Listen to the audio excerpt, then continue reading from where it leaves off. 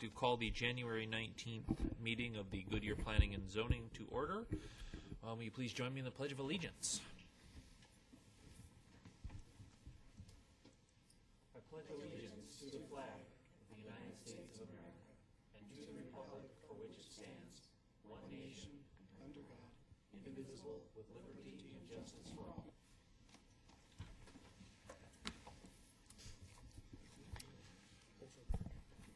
All right, for tonight we are welcoming a new but familiar face.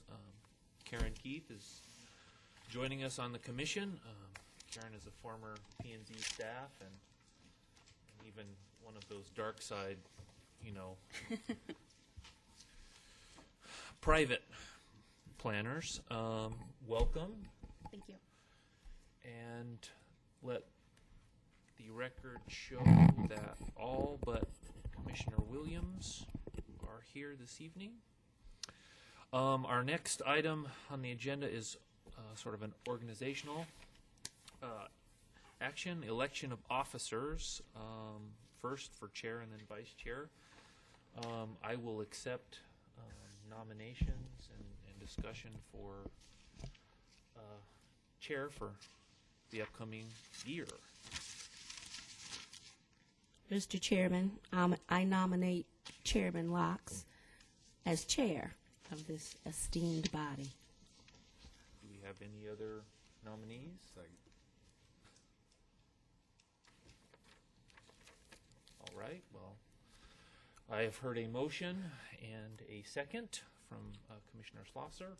All those in favor of me sitting in this chair for the upcoming future, say aye. Aye. Opposed? All right. So ordered.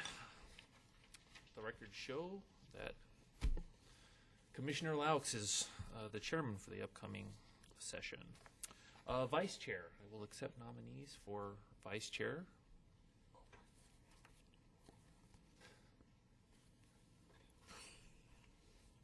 I see there's a dearth of excitement for... How about Commissioner Williams? All right, there's a nomination for Commissioner Williams. Is there any other? Nominate Commissioner Schlosser. I'll second that. Okay, I've got a nominee for Commissioner Schlosser and a second. All those in favor, please say aye. Aye. Opposed? Right. So ordered. Commissioner Schlosser, you Yes, can. Yes. You get to move seats. Oh, man. I decline that. I didn't realize that. Although I imagine that, does it have to be this way, or can it, right versus left? Is there some sort of required protocol on where the vice chair sits? Yeah. Typically you just sit to the right, I guess. Typically that's what we do. Just Turn around, I'm on his right. You don't have to. right. You can stay where you are for now. I got power, use it. I mean, right? Do what you like. Use it. Okay. Who am I to stop you from sitting wherever you choose? All right. The minutes. The minutes for the last meeting. I will accept unless there are any alterations to or corrections. Move to approve minutes. Second. All right. Got a motion from Commissioner Peters and second from Commissioner Miller. All those in favor of the minutes from last month, please say aye. Aye. Opposed? The minutes are approved as distributed. All right, public comments. Is there anyone in the public that wishes to speak on anything other than what's on the agenda? Speak now or hold your peace for at least until another month. All right. Gary, you don't have anything exciting to say? No. All right. Disclosure of ex parte communication. Anyone have anything to? All right. Moving on to new business. Case 10-350-00007, the Light Squared Wireless Facility, an I will open the public hearing. And I understand that the applicant wishes to extend or postponing this indefinitely. So in lieu of that, I think we can eschew the presentation and accept commission action on that item.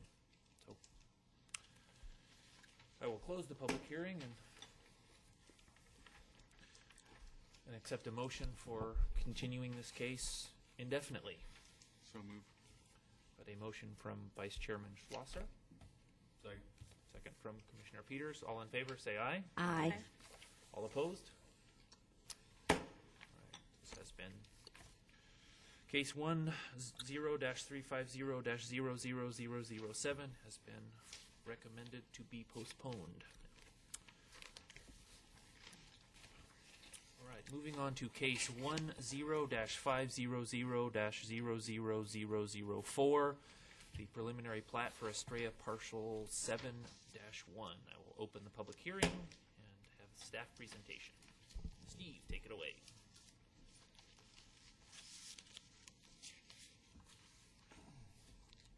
Thank you, Mr. Chairman, Commissioner members.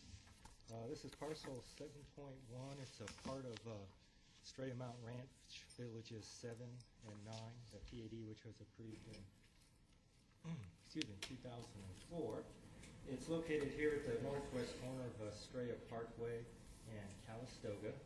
Surrounding this parcel are single-family homes to the north and west. We have an existing park site here to the west. Proposed parcel 7.5, which we'll hear later, here to the south. To the east is Estrella Phase 2, a mix of office and commercial designated in that PAD. 16.49 acres, 71 single-family lots are proposed. Density is 4.3 dwelling units per acre. The typical lot size is 47 feet wide by 105 feet deep. This plat proposes 4.25 acres of open space, which is 26% of this plat. Overall, villages 7 and 9 had 252 acres of open space.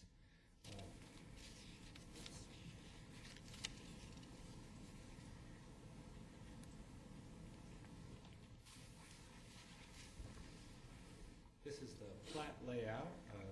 Top lot is proposed here in Track J at the entry from Calistoga. Also Ramada and Play Equipment. The other entrance is here. After reviewing this plat, we do find it consistent with the PAD, with our subdivision regulations. We are recommending approval subject to the stipulations in the staff report. That concludes my presentation, Mr. Chairman. Okay, thank you, Steve. Does the commission have any questions for staff? Karen? Got a couple. First of all, is there a builder and an anticipated product and house size for this parcel? Mr. Chairman, Commissioners, I have not heard. The applicant may be able to clarify better.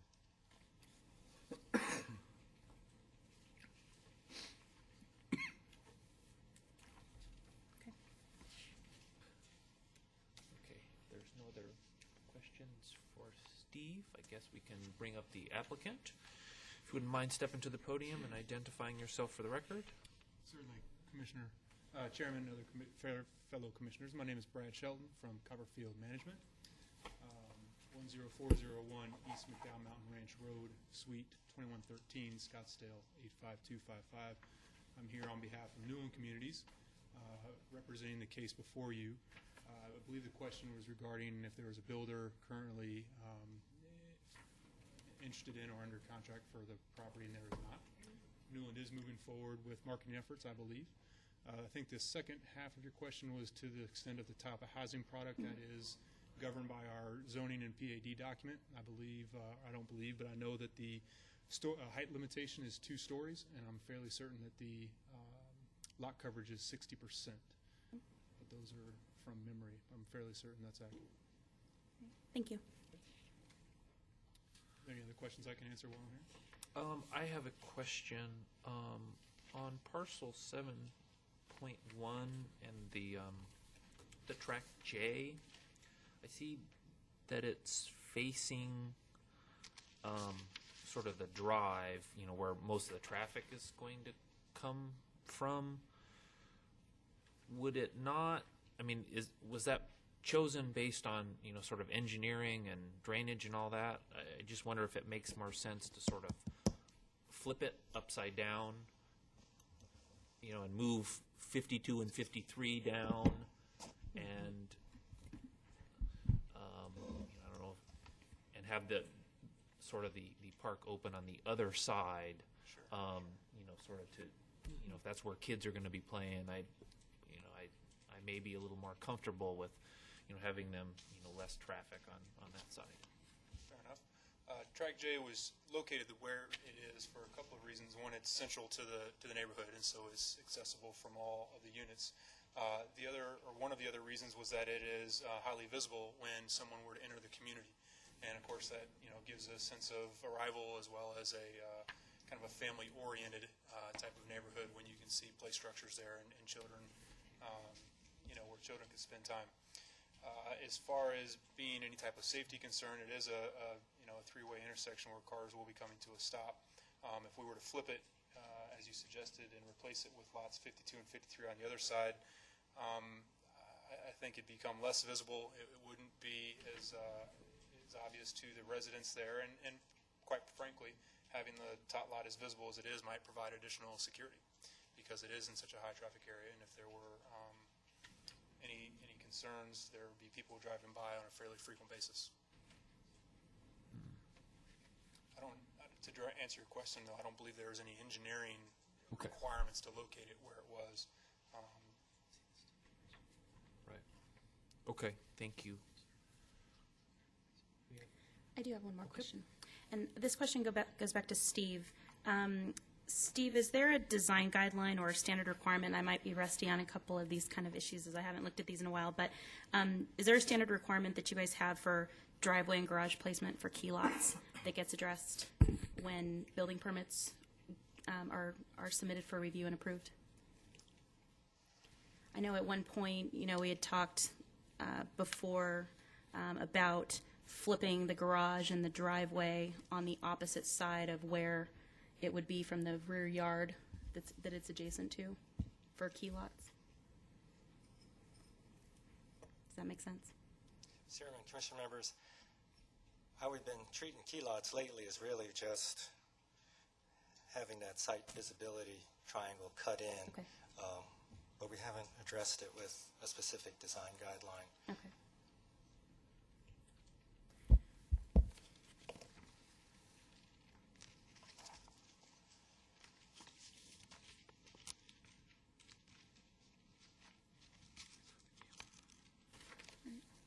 That's all. All right. Any other questions for staff or the applicant? Okay, I will close the public hearing. Commission comments? None? Okay. Then I will accept motion for commission action. Mr. Chairman, I move to approve case number 10500-00004. Okay, you've heard the motion from Commissioner Peters. Second from Vice Chair Slosser. All those in favor, please say aye. Aye. Opposed? You have recommended that case 10-500-0004 move on to council. All right, moving on to case 10-500-00005, the preliminary plat for Estrella parcel 9.1. I will open the public hearing and staff presentation.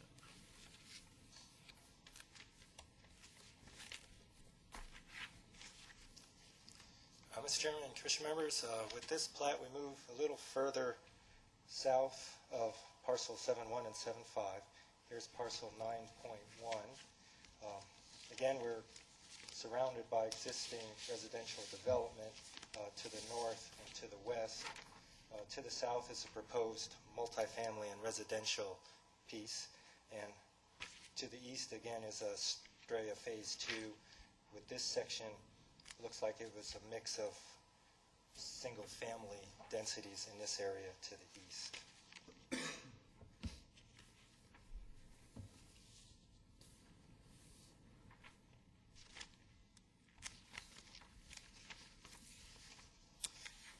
9.1 is a part of the Montecito PAD, which was approved in 2008.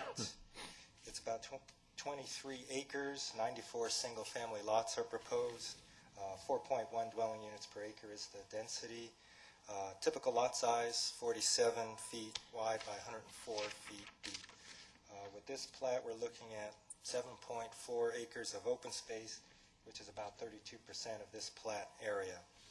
The Tot Lot and Ramada are located here in Tract B.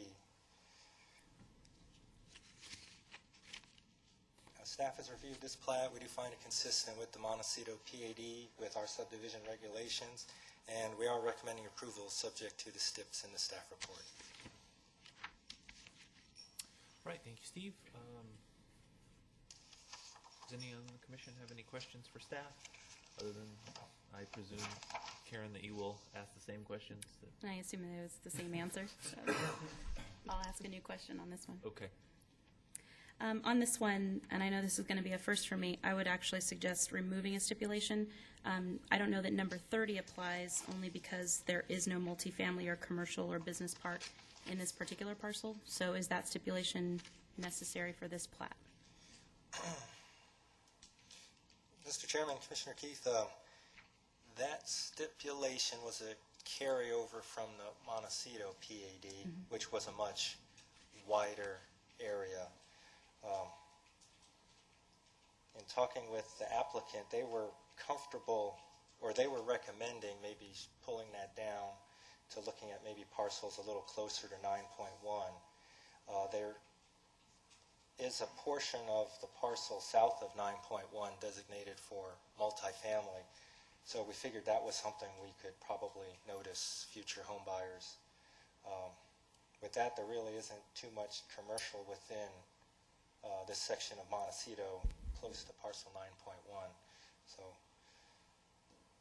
if we kept the STIP, we were thinking about modifying it to talk about adjacent parcels, and then probably that would only capture the multifamily piece.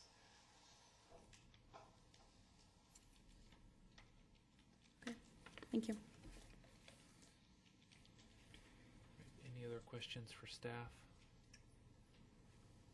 Karen, do you have a particular feeling one way or the other? Or, I mean, are you okay with, modifying it, for the adjacent parcels, or do you still believe that it ought to be removed? I think it should be removed. I mean, if the applicant is okay with it, I'm okay with it. In this particular case, the subdivision denotes the boundaries that we're talking about that's being addressed with this approval, so putting on a stipulation that's outside of those boundaries doesn't make a lot of sense to me.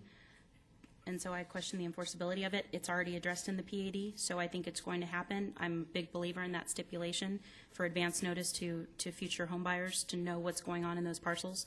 I personally don't think it's necessary with this list of stipulations. Okay. I don't know if the applicant wants to address that particular issue, on whether or not they're comfortable with leaving it in, or removing it altogether. We would not object to either removing it in its entirety or modifying it, as Steve mentioned. It's whatever is agreeable to the commission is fine by the developer. Mr. Chairman, over here. in response to Commissioner Keith's comment, she's correct in that it probably was not the best way to include the STIP because it's outside the boundaries of the subdivision, although it would not be out of the question to require disclosure to subsequent purchasers, which would be an obligation of the subdivider. So modification of the STIP would probably be in order. Of course, also in this case, the developer of this parcel is the owner of the property next to it, I believe. And so it wasn't that far out of whack, but it was outside the boundaries of the subdivision. So I would recommend that commission adopt it with direction to modify the STIP appropriately, and then we'll change it before it goes to city council. Okay. All right. Any other questions for either staff or the applicant? Okay. Then I will close the public hearing. Any other commission comments, questions? No? Okay. Then I will accept a motion for commission action.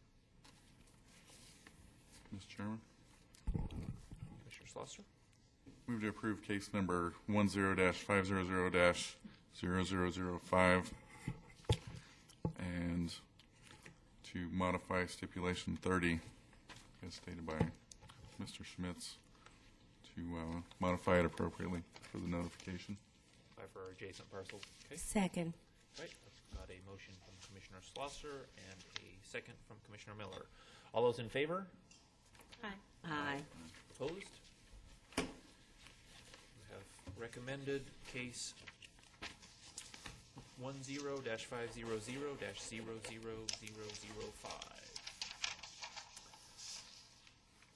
All right, moving on to case 10-500-00006, the preliminary plat for Estrella Partial 7.5. Now open the public hearing and staff give the presentation.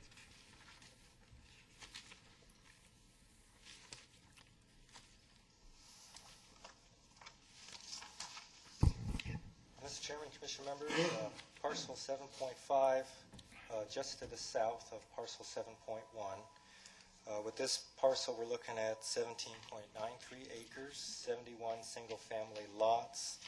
Density is 3.96 dwelling units per acre. Typical lot size, again, is 47 feet wide by 105 feet deep. With this plat, we're looking at about 5 acres of open space, 28% of the plat area.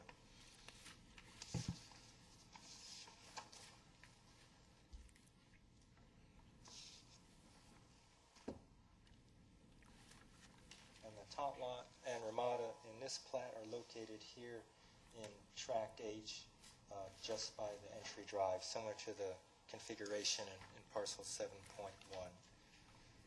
After our review, we do find it consistent with the PAD, with our subdivision regulations, and we are recommending approval subject to the stipulations in the staff report.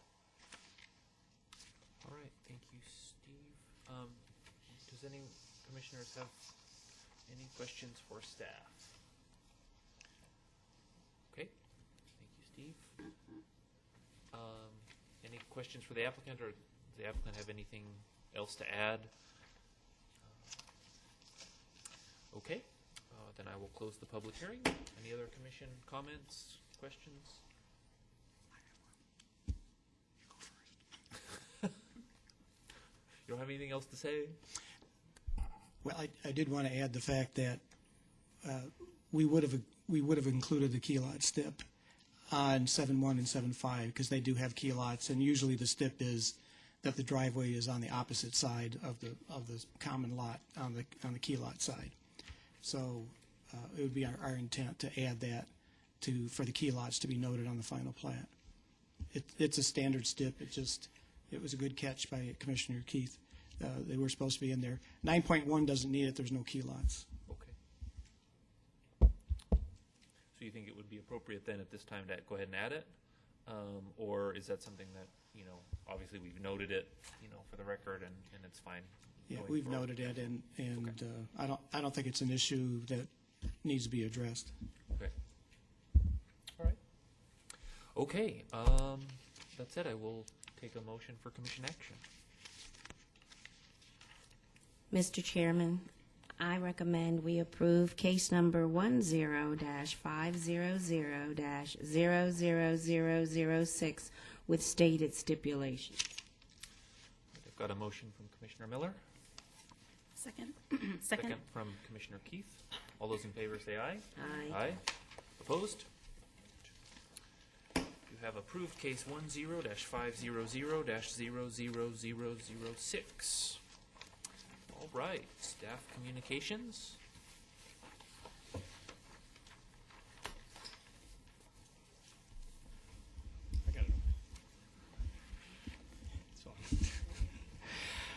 congratulations to the on your election, Chairman and Vice Chairman. Also, I wanted to take this opportunity to welcome Karen Keith to the commission. She was appointed City Council this month, so to take the seat vacated by Chairman Gelzer. And so congratulations, Karen, and wish you the best. I don't have anything else. We do have the medical marijuana ordinance was considered by the council and they had some comments on it, and staff went back and made some revisions, and we have a work session scheduled with them this coming Monday, January 24th at 4:30 p.m. if you'd like to attend, and then it's on for council action that evening for the 24th. And perhaps Joe would like to brief them on some minor changes that were made based on council input into the medical marijuana ordinance. Well,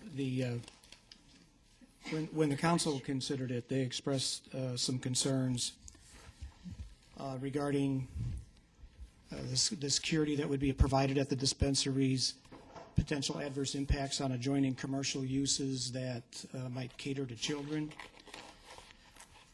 the need for nondescript signage, a need for separation requirement from adult businesses, and compliance with the Medical Marijuana Act one entrance requirement in relation to fire code requirements and the total number of locations overall. So we went into the draft rules from the Department of Health Services and tried to ascertain what level of security would be required, and we've supplemented that in our regulations at this point. The draft rules took comments up until January, I want to say 7th. Was it the 7th? I think so. And they'll be issuing a revised set at some point, and it'll be interesting to see how many of the comments that were made have been addressed in the draft rules. But our proposal is to require certain levels of security to be provided at the site. Some of the requirements are redundant to what the state had. But some are in addition to what the state is requiring, such as restricting access to the dispensaries, to card carrying registrants, making sure that there's secure storage of a certain, an adequate strength to deter burglary and theft. We also have recommended to the council that the separation requirement be increased from 2,000 feet to a mile. This is consistent with what the city of Phoenix has done and what the city of Glendale is proposing. It has an effect on the number of potential sites in the city, but we had the impression that the council wanted to see some tighter rules and regulations than what we had originally proposed. We've also recommended that they be limited to industrial districts only instead of the commercial districts to address the concern about incompatibility with certain commercial uses. I think that summarizes probably the main points. There's obviously a lot of details, other details that went into it, but that's what we'll be presenting to the council in a work session on Monday. And hopefully we'll get either acceptance or further direction at that point. What is sort of the decision or at least the recommendation at this point on square footage? I know that was sort of an issue that was left open-ended. The dispensary square footage we've left the same. The comments that we had gotten on that was not a problem. It was with respect to cultivation, and after doing additional research and getting some additional information from the person who testified at the Planning Commission meeting, we've increased that to 5,000 square feet, up from the original proposal was 3. In response to the initial testimony, we had looked at 4, but with the additional restrictions and information that was provided by that party, we increased the size to 5,000 square feet. Okay. we've eliminated the off-site cultivation distinction because before it was important in relative to dispensaries in C2 and then off-site in M1 or I1. But since the dispensary and the cultivation would both be in I1, we eliminated the term off-site. So it could either be on-site or it could be off-site. I have an interesting question. I wasn't at the last meeting my wife had. She broke her ankle severely and had a 2-hour surgery earlier in the day. So, but I did have a question in regard to the medical marijuana situation. That is, obviously, it's legal by the state of Arizona, but it's illegal federally. And I don't know the answer. I don't have an opinion on it, but I think it's an interesting question. In that, how does the city of Goodyear or any other municipality grant zoning ordinances or whatever for on a state or local level when it's federally illegal still, even though the feds don't enforce it? But maybe you don't have an answer, but it's a question that popped up in my mind. Schlosser, no, I don't have a good answer to that. That far exceeds my dabbling in the law. Or I apologize. Yeah. It's a good question, though. It is, and it has even raised the question to the extent of whether or not cities can tax it. Prescription drugs are not taxed, but this is not a prescription drug. It's not on the schedule for prescription drugs. And so even that question is not answered. So obviously, passage of the initiative created the scenario that we have today in authorizing cities to allow these facilities subject to reasonable zoning regulations, but I think there's other aspects to it that still will probably need to be addressed in one way or form. So I think there's going to be plenty of questions. Now, I would say the only good news about it is that it was structured in such a way that is better than what was done in Colorado or what was done in California. Interestingly enough, the city of Los Angeles is just going through a process of adopting an ordinance to limit the number of dispensaries in the city of Los Angeles because they're frankly have gotten overrun. And they are doing it on a population basis and by planning area, so it's roughly one dispensary for every 50,000 people. And it just so happens that the one dispensary for every 10 pharmacies in Arizona works out not too far off from that. So under that type of a ratio, the city of Goodyear should expect to see, for the current population of 65,000, either one or two. Okay. I guess the hypothetical that comes to mind is the city of Goodyear approves this. An applicant comes before the city grants the applicant a permit or whatever they need to do to open one of these dispensaries, and then the feds rate it, which I don't think is likely. The feds rate it and they say, wait a minute, we went through the process and got the approval from the city of Goodyear. What are we doing here? So I don't know. It is an interesting question. Well, thank you. All right, anything else for the good of the order? I had one more question okay. on a different. Another question on security in light of the congresswoman getting shot and all those other people. Not that we have very many contentious meetings around here. And I read something in the West Valley View that I think the city council stepped up security. But have you discussed anything as far as our meetings, if there's any, like tonight obviously we didn't need anything, but if there's a contentious case, yeah, exactly.